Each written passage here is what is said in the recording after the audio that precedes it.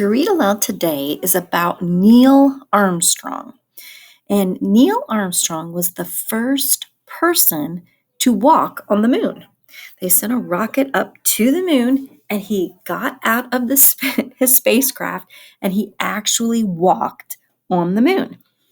And I chose this biography because we've been talking about great Americans like presidents. We just talked about a first lady the other day.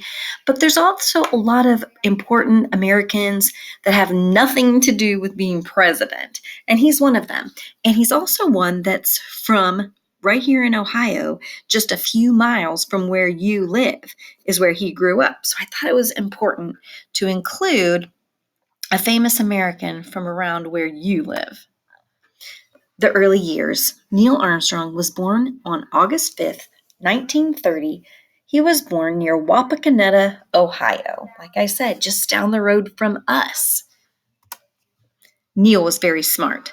As a boy, he became interested in flying. He had his pilot's license by the age of 16. So most kids are just trying to drive a car by the age of 16. He was flying an airplane. In 1947, Neil started college. He went to Purdue University.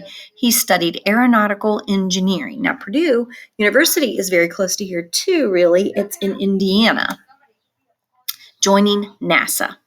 Neil served in the Navy and finished college. Later, he got a job with NACA. It later became NASA. He worked as a test pilot and engineer. His family. In 1956, he married his first wife, Janet Sheeran. Together, they had 3 children.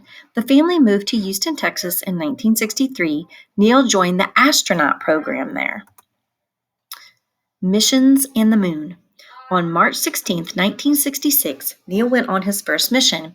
He was the command pilot on Gemini 8. Neil was launched into Earth's orbit for 11 hours.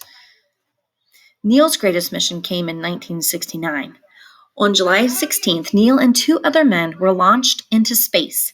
Neil was the mission's commander. He guided the module to the moon's surface. At 10:56 p.m. on July 20th, Neil stepped out of the module. He said, "That's one small step for man, one giant leap for mankind."